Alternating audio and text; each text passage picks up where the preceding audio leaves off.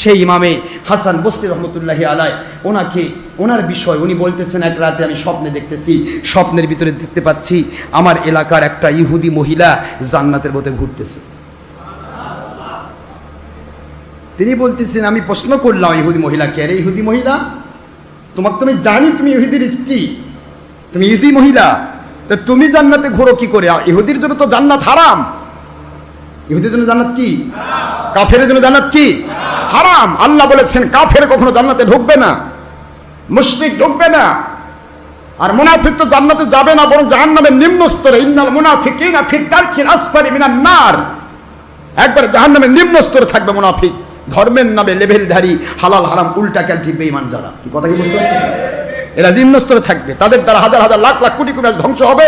সেই মানুষগুলি যত রক্ত পুঁজ পড়বে, গড়ে গড়ে জাহান্নামের আগুন পুড়ে পুড়ে সেই রক্ত পুঁজ গড়ে গড়ে উপত্যকাতে গড়ে গড়ে যেখানে পুঁজবে, ওইটা জুব্বুল হুজুন, এইটা হবে মুনাফিক এবং ধর্মের লেভেলধারী হালাল হারাম উল্টাকারী মানুষকে বেঈমান বানানোওয়ালা ওই মানুষগুলোর স্থান। যেরকম নাউযুবিল্লাহ। তো মহিলাকে বলতেছে, তুমি কি করে জান্নাতি হলে? তোমার জান্নাতের ব্যাপারটা আমি বুঝতে পারছি না। মহিলা বলে, আল্লাহর ওলি,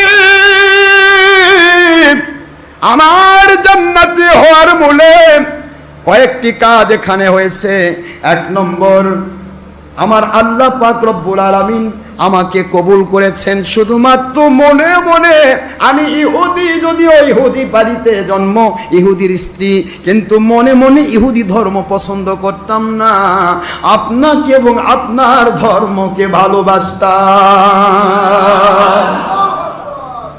আমি বলতাম আমার এলাকা আমার সৌভাগ্য, এমন একটা এলাকায় আমি জন্ম নিয়েছি, এমন একটা এলাকায় আমি রয়েছি যে এলাকায় একজন আল্লাহর ওলি রয়েছেন।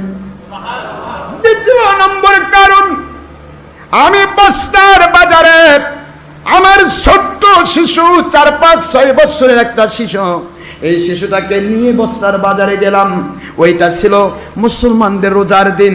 ওই রোজার দিনে বস্তার বাজারে যখন গেলাম, বস্তার বাজারে খাবার দেখে আমার শিশু সন্তান সে স্বাভাবিকতার দাবিতে আমার কাছ থেকে খাবার কিনে চাইলো। খাবারগুলি ক্রয় করে দিলাম। সন্তানটা স্বাভাবিকতার দাবি নিয়া শিশু সন্তান যা করে সেই মোতাবেক সে মুখের মধ্যে পুরে দেওয়া শুরু করলো।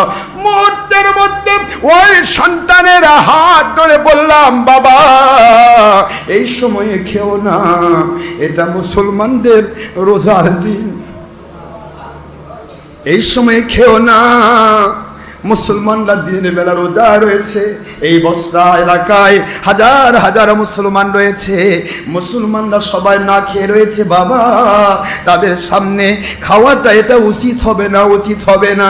যদিও তুমি শিশু, অপরাধ হবে না, কিন্তু বাবা এটা ভালো হয় যদি এটা আড়ালে গিয়ে বাড়িতে গিয়ে খেতে, মুসলমানদের কষ্ট দেওয়া হতো না, মুসলমানদের ধর্মের প্রতি অপমান করা হতো না।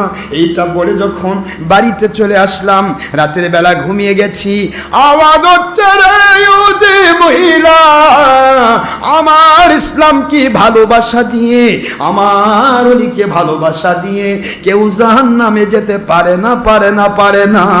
আল হুব্বু ফিল্লাহ ওয়াল বুগদু ফিল্লাহ, পৃথিবীতে যার সাথে যার আল্লাহর জন্য ভালোবাসা হয় তার সাথে তার হাসর হয়।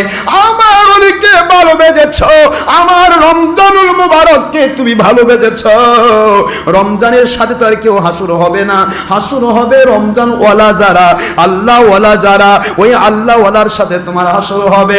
আমার রমজানুল মুবারকের রোজা রাখনিওয়ালা ওলিয়া উলিয়া হক্কানি আলেমেরা, ওদেরকে ভালোবেসে তুমি যখন আমার রোজাকে ভালোবাসা দিয়েছো, তোমাকে আমার ওলির সাথে হাসর করাতে চাই। ওলিরা জান্নাতে যাবে, তুমি কি করে জাহান্নামে যাবে?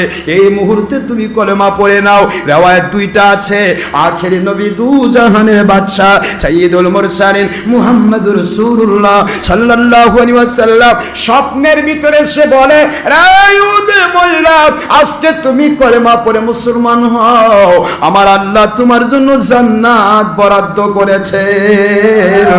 ও ইহুদি মহিলা, তুমি কলেমা পড়ে মুসলমান হয়ে যাও। ও আল্লাহর ওলি, আখেরি নবী, দু জাহানের বাদশা, ওনার মাধ্যমে কলেমা পড়ে মুসলমান হওয়ার পর কয়েকদিনের ভিতরে আমার হায়াত শেষ হয়ে গেল। আমার কাছে যখন আজরাইল আসলো, আমি সুবিধা মতো ভাবে কলেমা পড়তে পড়তে আমি যখন বিদায় হয়ে আসলাম, আমি কবরে আসার পরে আমার আল্লাহ দয়া করে আমাকে জান্নাতের মেহমান বানিয়ে দিয়েছে।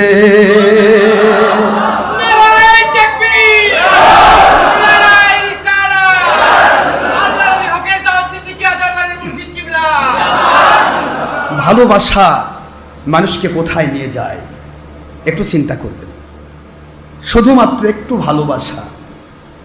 আরে কাফের বুঝতো না কোনোদিন যে এটা করলে আমার কিছু হবে। আর কাফের সে ইসলামী শেরকে ভালোবেসে, শারকে ভালোবেসে, আল্লাহর ওলিদেরকে ভালোবেসে একটা কাফের মুসলমান হয়ে জান্নাতি হচ্ছে। আর আমরা মুসলমান হয়ে আমাদের কথা শুনে, বার্তা শুনে মুসলমান বেঈমান হচ্ছে। বড় আশ্চর্য লাগে। আমরা সবাই চেষ্টা করব, দোয়া করতে পারবো না ভাইজান? দোয়া করব, আল্লাহ আমাকে আপনার পথে কবুল করুন। যেখানে গেলে আমি আপনার